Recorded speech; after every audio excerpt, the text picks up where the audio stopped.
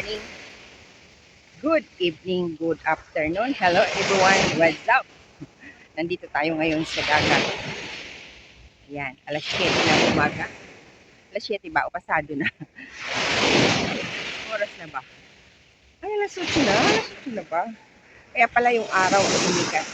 Kaya pala si Haring Araw ay sumikat. Gusto ko lang maglakad-lakad kasi pinipulikat na naman ang paa. Napulubog ang aking paa sa tubig. So, samahan niyo ako guys. Yan.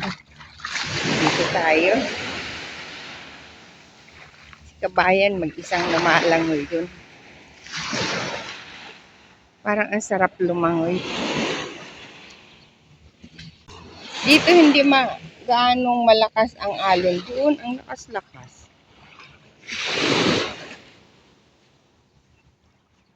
Ala si Lula gumapang. Ala si Lula. Ayun ang chichik niya.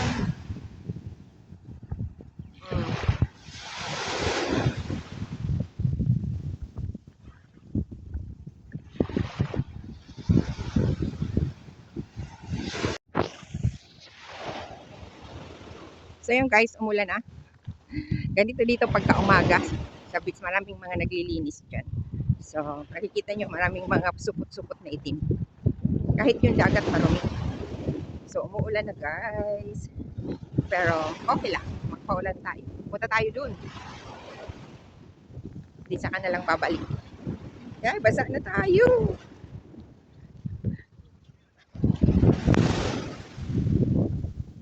Yan, ulan, ulan, ulan, ulan. Ayan guys, nagliwanag na. Tumila na ang ulan. So nandito pa rin tayo. Nagagalit tuloy yung dagat. So andito tayo sa Ripples Bay Beach. Nakikita nyo may mga buda-buda rin dito. So ayan. Doon sa mga hindi pa nakakarating dito.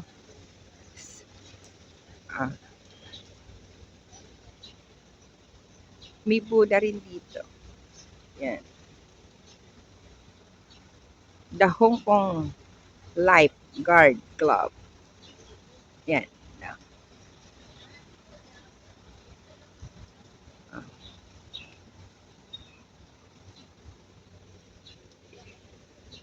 Dalawa pala yung malaking Buddha.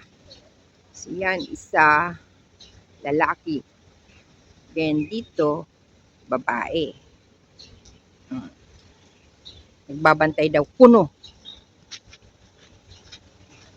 So, dami kabayo, may elepante, may tigre. Mga galit ang tigre. Iba't ibang klaseng espiritu, lumayas kayo dito. So, ang dami yun, dumi. Ayan, ang dumi-dumi.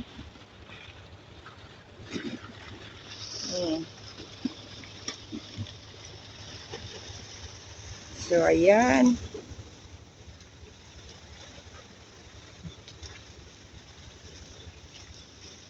Ang dumi-dumi. May mga shortcut dito papuntang South Bay. Yan, inikot ko na kayo dito.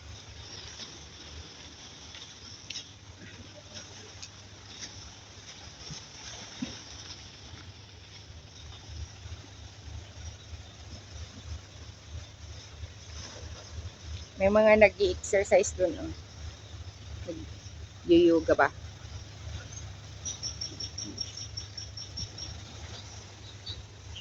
Hindi nito mga puno na to, no? Nasa gilid ng dagat.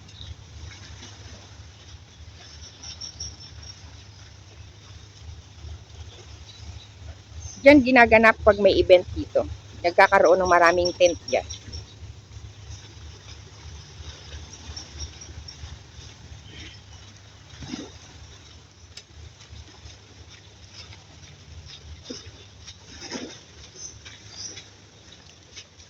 Akyat tayo dito.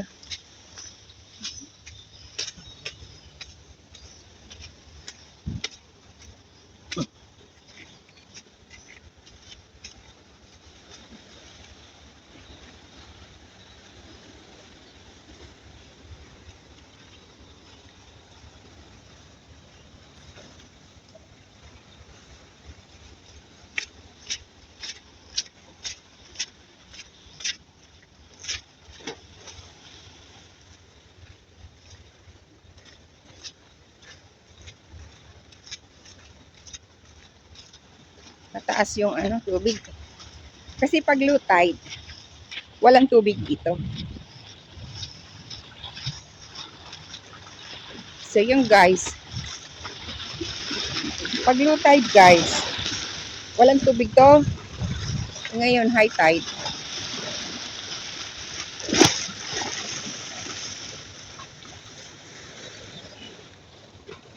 So ayan.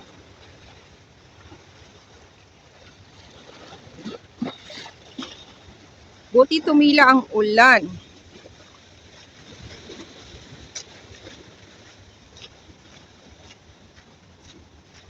Merong asong naglalaro. Aba, ang layo nang narating ng dogi. Ang galing lumangoy.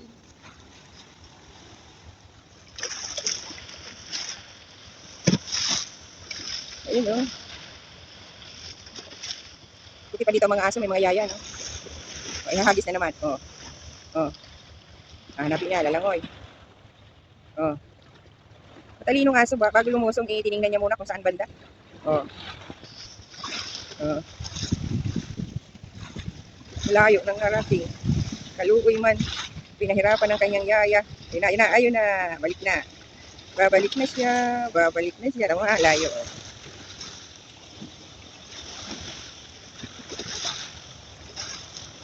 Ayun.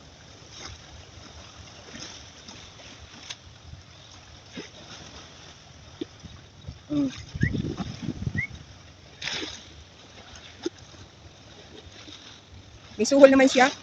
O, hagis ulit. Ala. O, pinapagod lang talaga ang aso. O, tinitingnan niya kung nasaan. Ay, siya lulusong. O, diba? Ang talino. Kasi nga naman dito, walang ulan. O, diba? Nag-yoga sila. O. Meron dalawang puti na nag-yoga. Meron naman inchik na.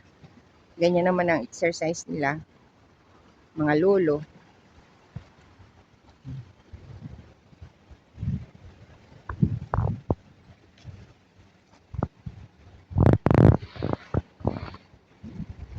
Wala, kumulog na. Guys, uwi na tayo. Baka abutan pa ako dito ng mas malalang ulan. O, dumidilim ulit. May dala akong plastic, kala nyo. May dala akong plastic. Andiyan yung cellphone kong isa. O, kala nyo. Yung mga ibon. O. Happy na sila. Wala nang ulan.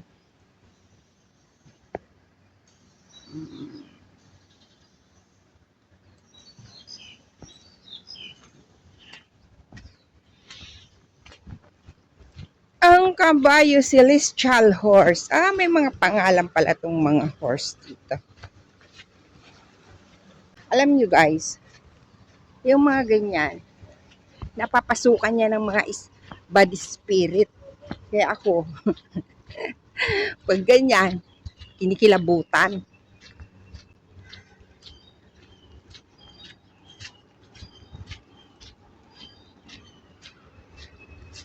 Kasi guys, believe it or not, sa mundong ito, everything is spirit. Yung mga lumalabas sa bibig natin, may espiritu yun. Pagkagalit ka, espiritu ng galit. Inis, espiritu ng inis. Magkakapatid yun. Chismosa, espiritu ng chismosa. Kaya nga sabi, life and death ay nasa dulo ng dila natin. So, anong pipiliin natin? Magsalita ng negative or positive lang? Kasi kung magsasalita tayo ng negative, ano ba ang maidudulot noon sa taong makakapakinig? So, mas mainam pa, magsalita tayo ng buhay. Speak life. Yung makakarinig noon ay mai-encourage, magkakaroon ng hope, magiging masaya. Kasi nung Magsasalita tayo ng lason. Ano ba yung mga lason? Yung mga pangit na lumalabas sa bibig natin. Hindi naman nakakatulong doon sa makakapakinig. Magki-create lang ng depression sa taong nakapakinig nun. So, mas mainam pa na magsalita tayo, magbitaw tayo ng mga salitang magdudulot ng ikabubuti sa makakapakinig nun. Bakit ba napunta dito ang usapan?